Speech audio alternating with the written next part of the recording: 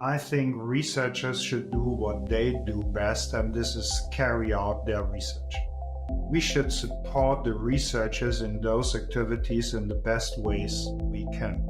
For early career researchers, my advice would be to focus on their research and the value they believe that research brings to the field, to the institutions, to society.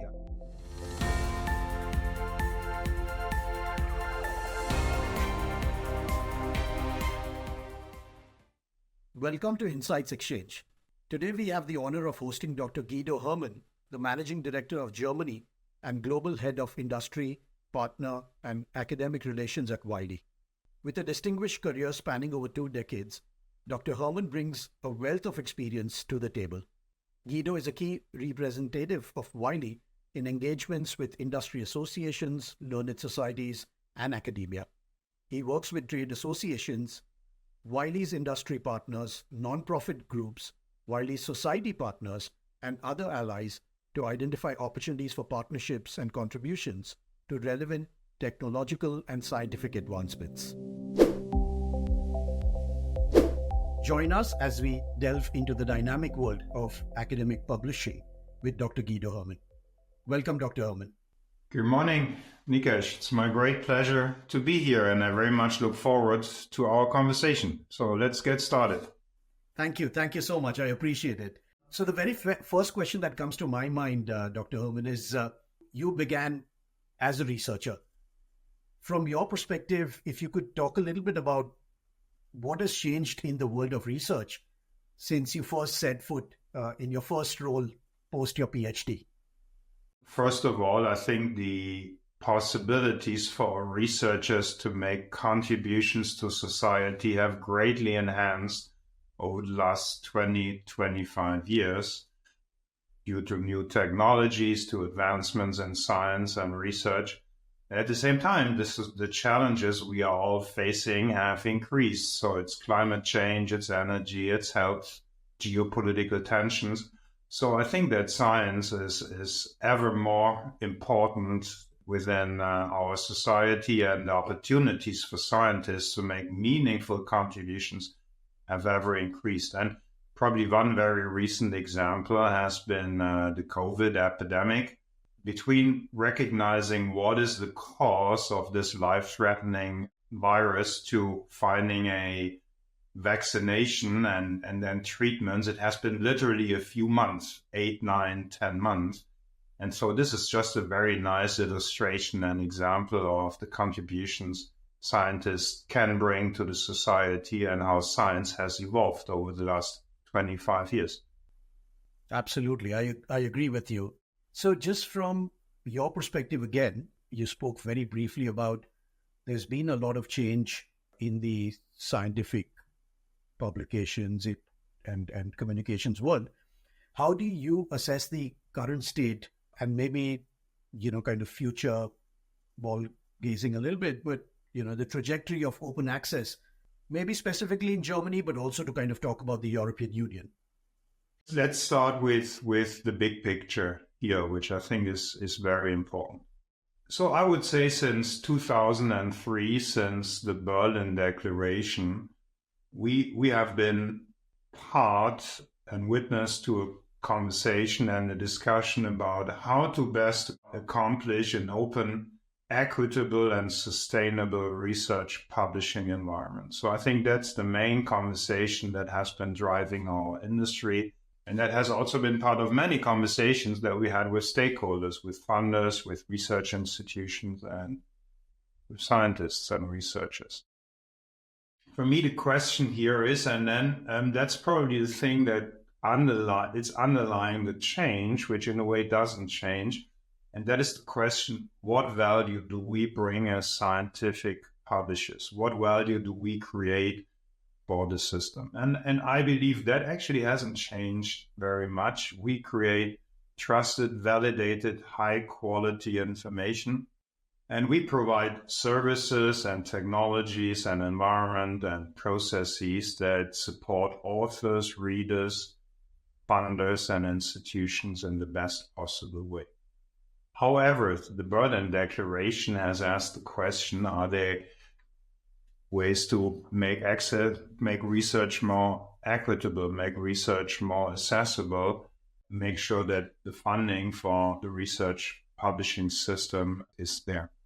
And we at Wiley, we have been at the forefront of these conversations. And I think in the course of our conversations, we will talk on quite a number of examples. We at Wiley, we feel that one way to support this shift into an open access world, into an open science world, is through transitional agreements. So we have now signed more than 80 transitional agreements across more than 40 countries, and more than 2,500 institutions are part of these transformational agreements. And I believe the progress we have made, especially over the last few years at Wiley and as a publishing industry in general, have been quite amazing. And so we at Wiley now, we publish almost more than 35% is now published away. A huge proportion of these open access articles come through transitional agreements. And since we signed the first transitional agreement in the year 2016, we have published more than 150,000 articles. Overall, I think we have made great progress, and I believe since 2003, since we all engaged in these conversations, we are now in a much better operating point than we have been, say, 10 years ago. Fantastic. That's very commendable work done, Dr. Herrmann. And I know that you've been at the forefront of some of these, and specifically even Wiley has been leading some of it. Just for the benefit of listeners, would it be possible to spend just about maybe a minute on what is transitional agreements and how do they work at a country level? Thank you. That's a good question. So first, the statement. So even though if we say huge parts of the global research ecosystem is now on a transition to open science and open access, transitional agreements predominantly are geared around institutions or countries. And one big lesson learned here is that there is no one size fits all. If we look at the country level, each country, they have their own history, their own research ecosystem, their own values and goals they want to achieve. So it's fair to say that we do not have one overarching business model for the transitional agreements, but rather tailor them to the needs and requirements of the individual countries. Fundamentally, a transitional agreement aims to take the funds or the historical realities of a subscription world and then through a moderated, purposeful process, transition into an open access world and use the funds to support open access publication rather than, as we did in the past, support the subscription model. And even though that major step is the same, the way how we get there varies from country to country. And maybe later in the conversation, we could talk a little bit about Germany. Germany has taken a leading role in that transition. And I could share a little bit of the insights and the mechanics to highlight I believe, one of the most important transitional agreements that we have. Absolutely. And I was just coming to that as probably the next question that I had, Dr. Herrmann, which was Project Deal. And I know that Deal has been instrumental in advancing open access in Germany and beyond. So maybe if you could expand a little bit on that. And then there is another kind of part B to that question, which is open access is important and we're kind of moving in the right direction. But open science essentially encompasses more than just open access. So it includes things like open data, open methods, open peer review. In your view, how can the scholarly community further integrate these broader principles of open science? Thank you, Nikesh. So I think you are asking a few very big questions here, and let's take them step by step. I think as we just discussed, if we say transitional agreements is one mode to transform the ecosystem from subscription to open access and open science, then it is clear this is the big question. How can we manage this transition in a sustainable and equitable way? First, before we jump into solutions, I would like to share my view here is, and that is publishers can provide a solution to the system alone. So I think we have to look at this holistically. And the research ecosystem is a very complex ecosystem. So we have funders, we have policymakers, we have academic institutions, we have research organizations, we have researchers as authors, we have researchers as readers, and then we have the publishers. And you were already alluding to that fact. So we are now not only looking at transitioning into open access, but we are transitioning into open science in a much broader context. And open science means obviously open access, but it means open data, open collaboration, maybe open peer review and other manifestations of open science. And the question is, how do we as publishers can best support that process? And in that transition to open access, I think Wiley and Deal in their conversation, we have made, I believe, huge progress in establishing one possible model. And I would just like to share a little bit of the background here. First of all, I think what's great about Deal is that Deal early on, and they started roughly in the year 2015, have looked at this holistically. So Deal, basically Project Deal is an initiative of the various members of the ecosystem. In Germany, it's the Alliance of German Science, the Joint Science Conference, the German Rectors Conference, the German funder, the DFG, the German Science and Humanities Council, and also Max Planck Society has been very instrumental here. And it's fair to say that Max Planck has been instrumental in establishing initiatives such as OA 2020, which is a global organization. They have been instrumental in ESAC, recording and demonstrating progress of open access and open science in Germany, in Europe and Germany, and they also have been very instrumental in Project Deal. And Germany, about 10 years ago, they decided to become the leader to create a new ecosystem. And they have been very clear in their views, they have been very clear in their goals, and we at Wiley engaged in conversations with Project Deal. And basically this has concluded in 2 5-year contracts. So the first period was between 2019 and 2023. And we just entered another 5-year contract between 2024 and 2028. And Germany has chosen a role where they said, we really want to move away from the subscription world as quickly as possible.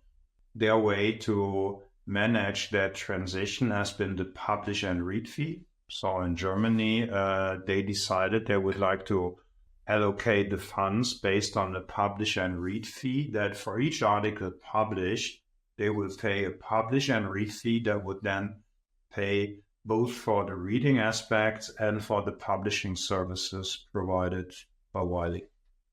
In the first contract that for Wiley, that publish and read fee has been €2,750. That was from the first day, a very transparent standard. All research institutions know exactly what they have to pay for each article. That was the same fee across all 2,000 Wiley journals, and it was applicable to more than 900 eligible institutions in Germany. And I believe that model, this transitional agreement model for Germany, worked very well. And that is also backed by the numbers. So over the first 5 years, we provided access to our entire journal portfolio, as I said, to more than 900 eligible institutions. We have seen usage going up by 83%, and we have published almost 38,000 open access articles. And towards the end of the first 5-year period, more than 98% of all the authors have chosen to publish open access. Just to demonstrate even further the impact here of Project Deal. So these 38,000 articles, 26,000 lead authors, corresponding authors have benefited from this transitional agreement. In total, 160,000 researchers have contributed to these publications. So we see a massive value created on the publishing side. And on the read side, I already mentioned earlier, the usage went up by 83%, 17 million annual downloads. So we can also see that the visibility of German research and the visibility of those funded articles published open access have increased tremendously at a global scale. It's fair to say that Germany has achieved their goals, and that's why now Project Deal goes into a second phase. There are, if I may, some further observations which I would like to share around Project Deal, which I think are true for the entire ecosystem and which are true probably for many transitional agreements. First of all, even though it sounds quite straightforward to say, okay, we go from subscription to open access and we go from subscription fees to publish and read fee, the underlying changes in the system are very engaging and very complicated.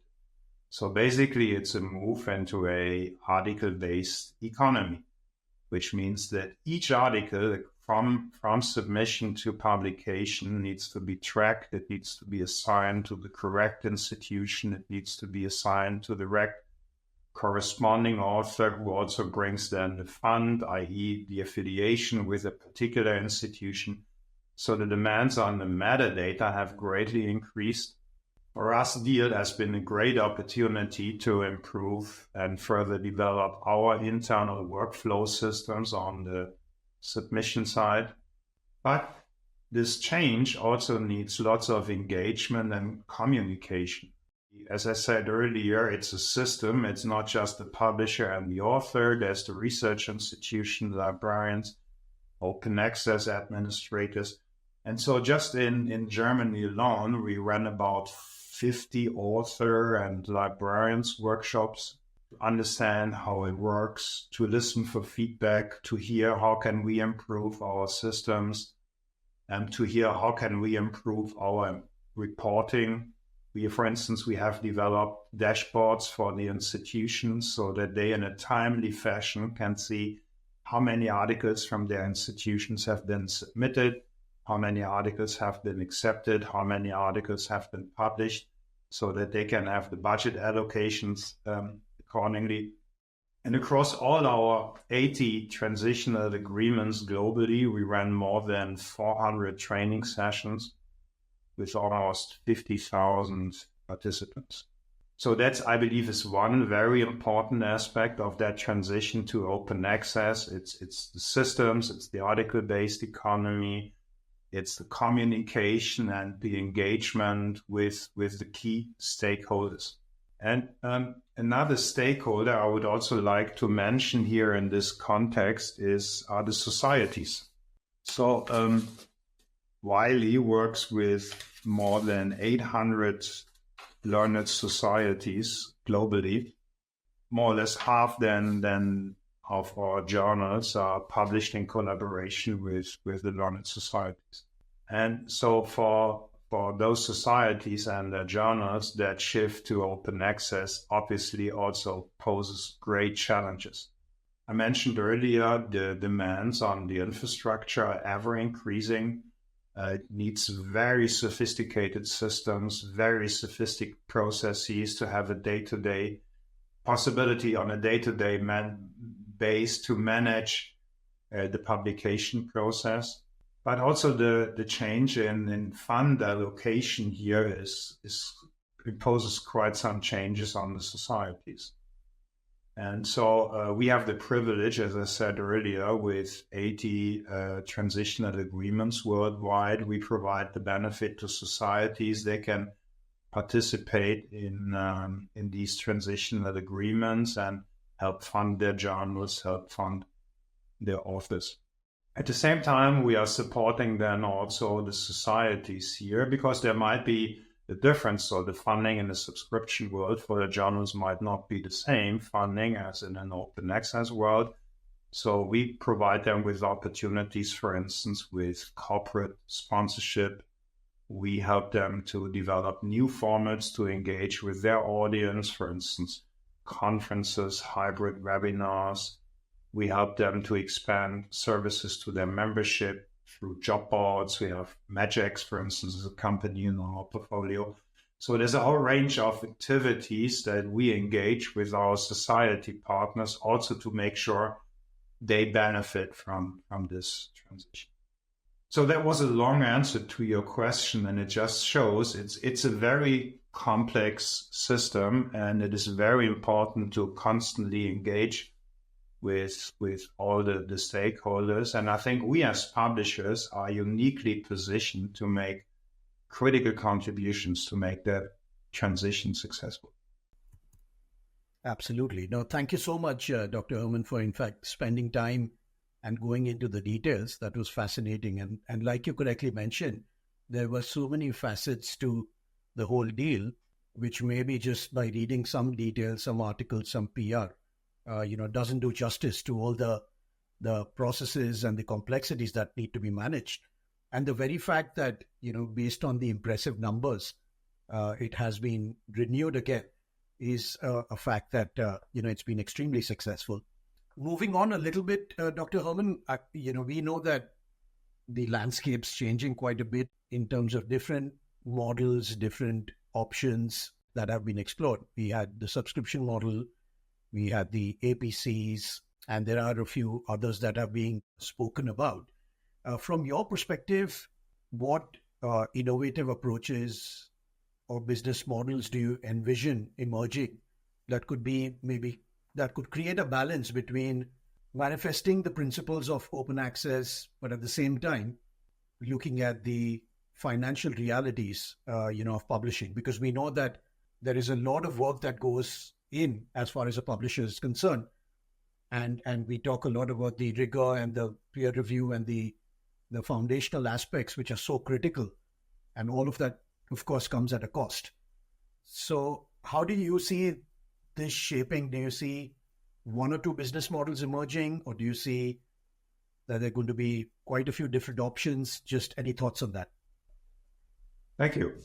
Let me try to answer this in two parts. So I would like to give you a specific example of a business model which I think potentially works very well. And then I would like to expand on the broader question going forward, which I believe needs to be centered around the value we as publishers provide. As we discussed earlier, with transitional agreements in place in many countries and many institutions, they all come in different flavors. And first of all, I believe that's excellent because it's a free market and the market works by trial and error. And so I believe that with those experience gain and all the stakeholders talking to each other, our collective understanding of what are good business models will be enriched over the next few years. And I believe we will be probably gravitating for a few models that work across the globe, I believe. One of the solutions I really admire, again, comes from Germany. The highest body in Germany that determines the direction of science and gives advice to universities, researchers, research institution is the German Science and Humanities Council. So in German, they are called the Wissenschaftsrat. And they published a very important paper in 2022 where they shared their vision for the future of the German publishing or for the German research ecosystem, with this particular focus on what's the future on the publishing ecosystem. And as we discussed earlier, Project Deal already has been very instrumental in speeding up that transition. So the conclusion from the German Science and Humanities Council, which reflects the view of the federal government, but also of the 16 federal states, is the following. They say we should move away from looking at historic subscription budgets, because that's one of the problems, that we have to transmogrify one kind of funding to a new kind of funding, and there are frictions in this transition. They have an alternative view, and they say publishing needs to be an integral part of the research itself. So if a researcher engages in a research project for which they receive funding from the German funders, for instance, or from their university, it not only includes carrying out the research, documenting the outcome, but also publishing the outcome. And they say, so rather than looking at publishing now in an open access world, in some way, the continuation of the old subscription world, they say, no, publishing should be an integral part of the research activity.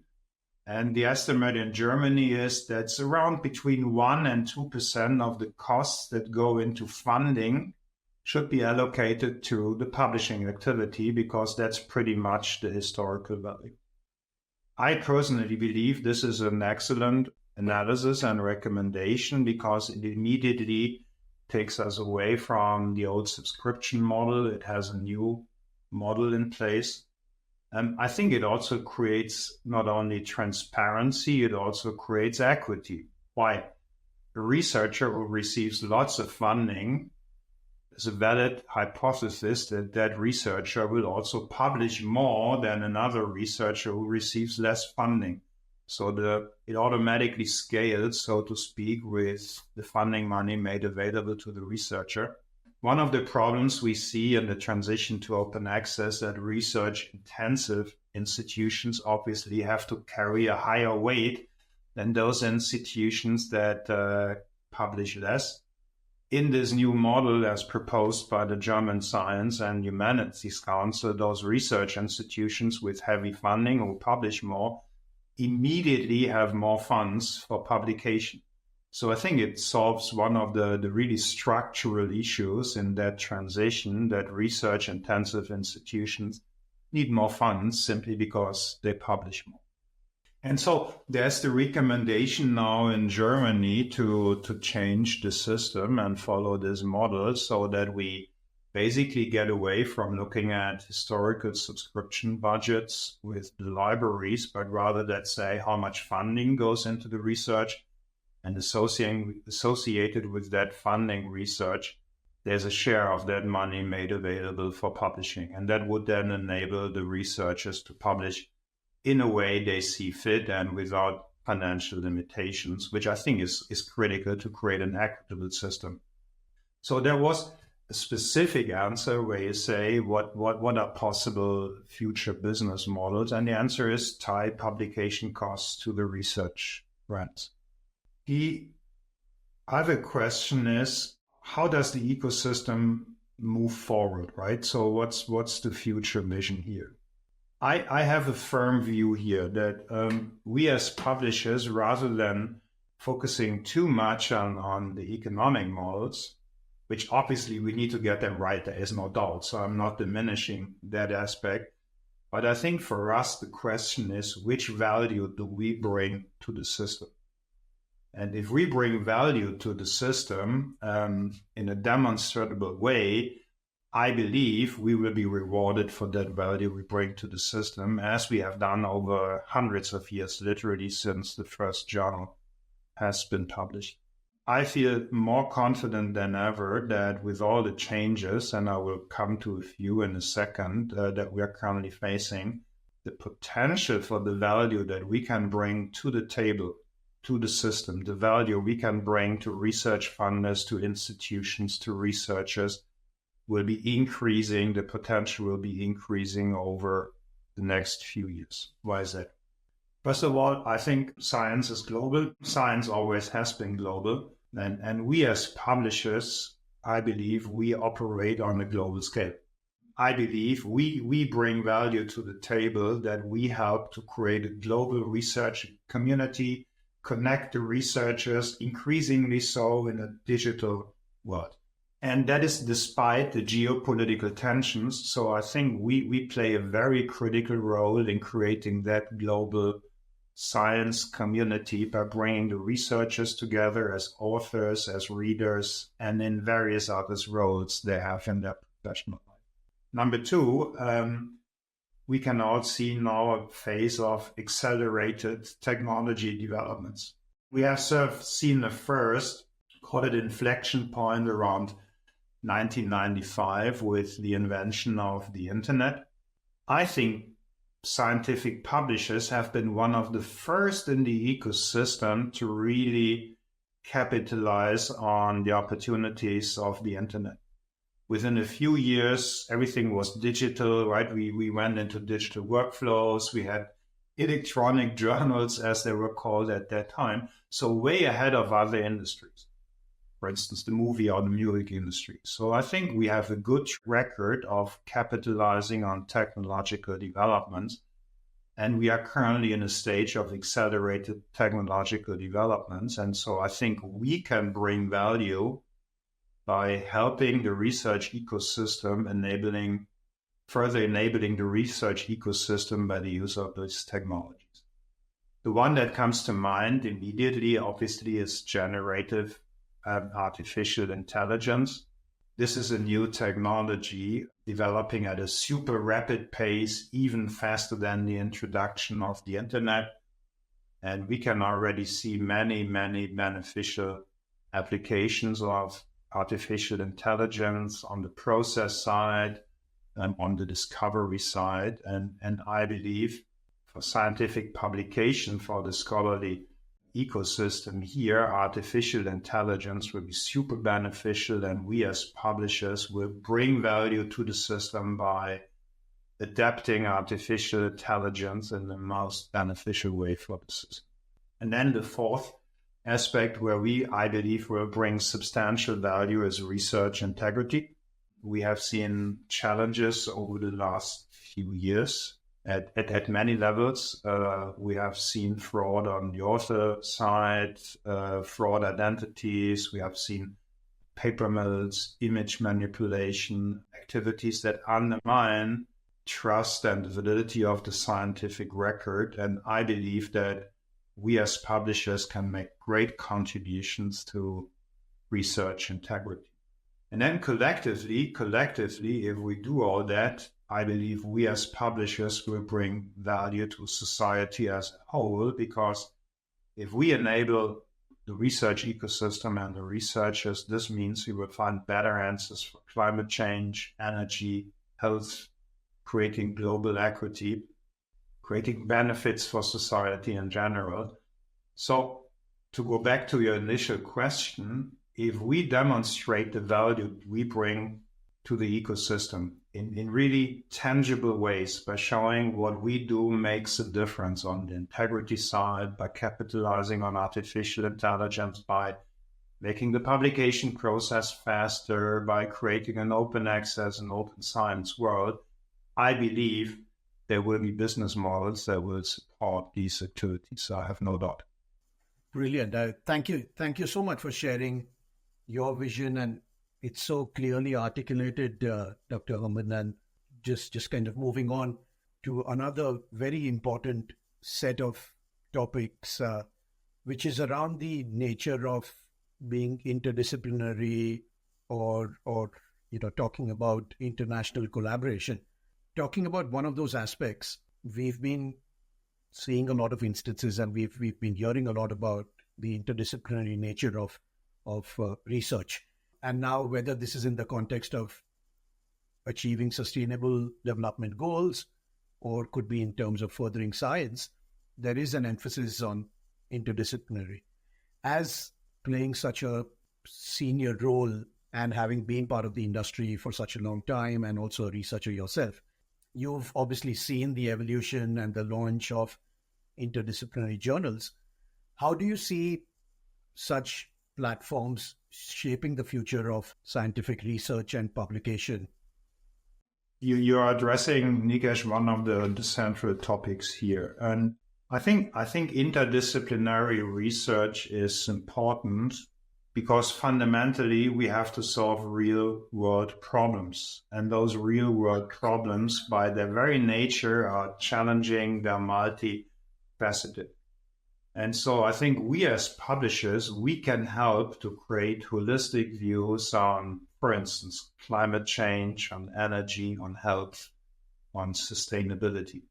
There is no single answer, right? If we say, how can we tackle climate change? It needs contributions from all fields of research. And I believe we as publishers can create a central role here in providing the platforms for exchange, by also helping to shape new fields of research, all with a view that we enable the researchers to solve the real world problems that are really pressing. And so I think you nailed it. It needs interdisciplinary research here, and we need to help. I think we as publisher ourselves, we can also become even better community citizens by making contributions here. And so, for instance, we at Wiley, we are deeply committed to the social responsibility. We are deeply committed to sustainability. We had a very close look at the United Nations Sustainability and Development Goals. And we believe there are three of them where we can make a particular difference here. And that is of the various goals, we have selected three goals. It's quality education, reduce inequalities, and climate action. And just to give you a small example of what we did, but I think other publishers are already equally engaged here. So we at Wiley, we planted more than 1 million trees. We cooperate here with an association called Trees for Future. We have reduced our print run by more than 1 million copies. We went away from plastic wrapping, and we use sustainable paper, etc., etc. We also signed the United Nations Sustainable Development Goals, Publishers Compact. So I think we as an industry can also, in the way we work, how we operate, make immediate significant contributions to the overall sustainability. Thank you so much, Dr. Herrmann.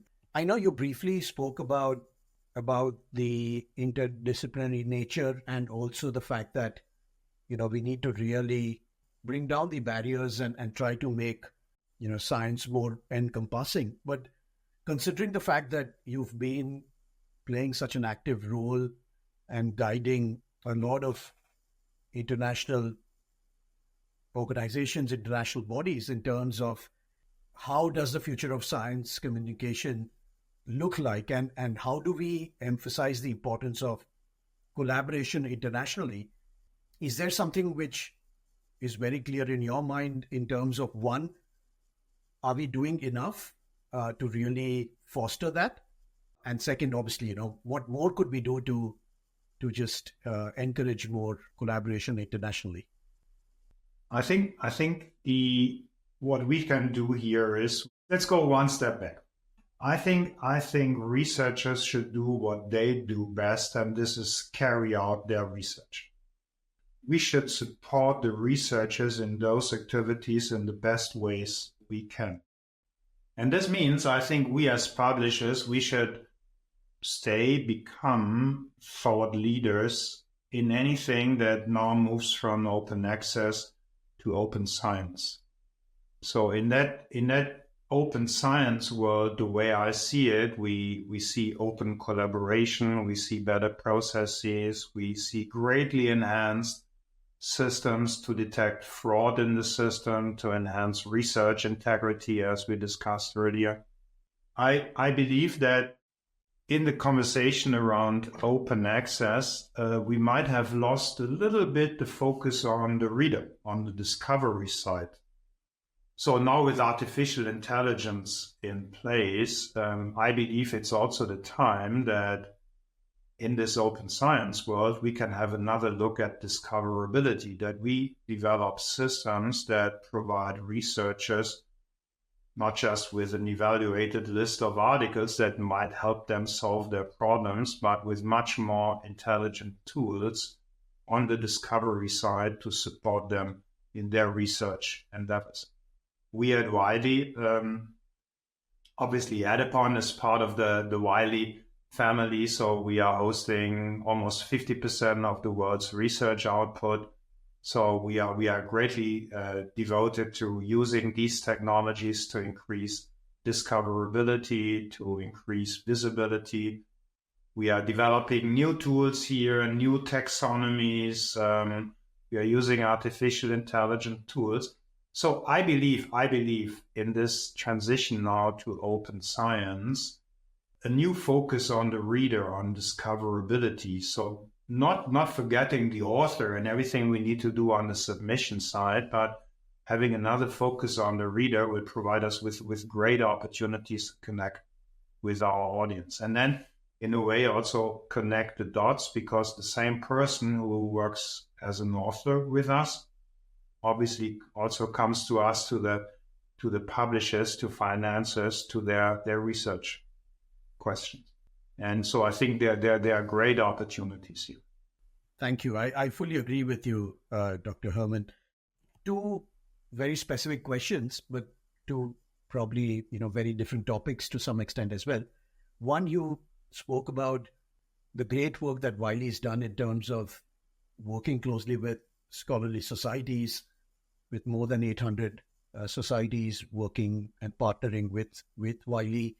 From your perspective, and I think to kind of preface that question, we would agree that scholarly societies play such an important role, but at the same time, there is just so much change happening, business models, open access.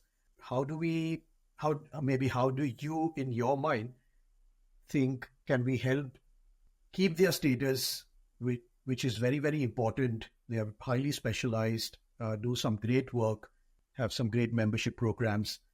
How do we keep them sustainable, but at the same time, pivot them to maybe a more researcher-facing world and adapt with the times? I think we as publishers can play a critical role here. I think it starts again with communication. Something I mentioned earlier with the transitional agreements. It's communication with librarians, open access administrators, authors. It also needs a deep conversation with the societies. So we at Wiley, we have systematic activities here. A few times a year, we invite our society partners to events we call impact forums, where we look at new trends in the ecosystem, new technologies, challenges for societies, and help them to understand the environment and help them to develop strategies for their prosperity, for their future. And obviously each society, they have a different constituency, they have a different history, a different range of services they provide. But I think we can really be catalytic in helping them understand, analyze the environment, and providing them with components of their strategy to be successful in the future. I think the second thing we can do as publishers is be very active enablers. We are aiming to bring our latest technologies to societies as quickly as we can. So we at Wiley, we have developed a new integrated super efficient submission system, which we call Research Exchange. So we are working here with society journals also to make sure they get access to recs. And I believe recs submission systems in general are super critical in an open access world. We discussed it earlier. It's speed, it's efficiency of the process, it's access to metadata, is being able in an article-based economy to manage each stage and have oversight at any given time of the day where we are. And so publishers can be enablers in bringing new technologies to societies, helping them understand, educate their editors, I think we as publishers also for the case of artificial intelligence, we should be at the forefront of bringing those technologies to the societies and say, here's the value that it brings to us. And for instance, we at Wiley, we just announced at the London Book Fair, we are cooperating here with Sage and IEEE to use artificial intelligence tools to enhance research integrity and help publication frauds, prevent publication fraud. So it's also pilots, active collaborations. So I think we should bring the societies with us on the journey, communication, helping them with technologies, running pilots, having them engaged. There are many ways we can help. And it's quite clear that the societies make such tremendous contributions to the ecosystem that it should not only be the concern of the publishers, but also the concern of the funders and of the research organizations to make sure that we keep this super healthy environment of thousands of learned societies worldwide who support their researchers and their constituencies. Thank you. Thank you so much, Dr. Herrmann. And one final question from my side, but a really important one. We all talk about early career researchers. So from your perspective, considering all of the changes again that are happening within the landscape, and there's just so much information to really absorb, what advice would you give the early career researchers in navigating some of the complex landscape of academic publishing, particularly in terms of the ease of selecting the most appropriate journals for their research, understanding things like publication ethics, the importance of the foundational aspects of peer review, research integrity, etc. What would be your advice? Okay, so I think first for early career researchers, my advice would be to focus on their research and the value they believe that research brings to the field, to their institutions, to society. I think that should be first and foremost what drives and motivates research, not only early career, but also late stage career researchers. Then I believe there's lots of opportunity to get in a structured way insights and education, how the publishing world works. So we at Wiley, we run author workshops globally. I personally like to get engaged here, simply to get in touch with the community, talk to early career researchers. So I would advise, if you see a training, either in hybrid format or in person, get involved. And then my experience is also that early career researchers, obviously they're all digital natives. They kind of like are so affluent in a way in their abilities to use technologies, to use them for their best advantage. I'm not concerned here. And then you were alluding to that. So I believe the question of research integrity not only applies to the publishing part of the research, but also to conducting the research itself.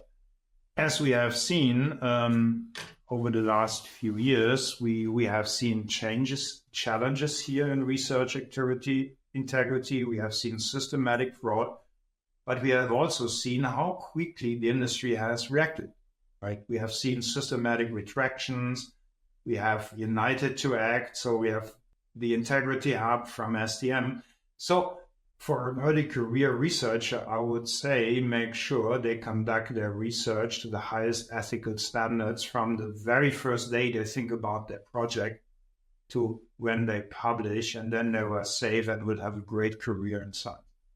Thank you. Thank you so much. That was very useful advice, Dr. Herrmann.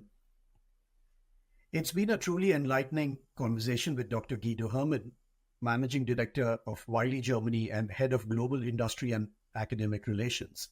We've explored the evolving landscape of academic publishing, touching upon the profound impact of open access initiatives, transformational agreements, the challenges and opportunities of interdisciplinary research, and briefly touched upon the transformative influence of emerging technologies like AI and the positive role that it can play. Dr. Herrmann's insights into the future trajectory of scientific communication, copyright issues, and the transition to a more researcher-facing approach have provided very valuable perspectives.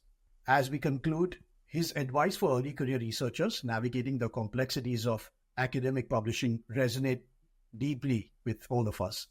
As we wrap up, I want to extend my sincere thanks to Dr. Herrmann for sharing his expertise with us. And to all our listeners, stay tuned to Insights Exchange for more episodes that dive into the captivating world of academic research. Until next time, keep exploring the frontiers of knowledge.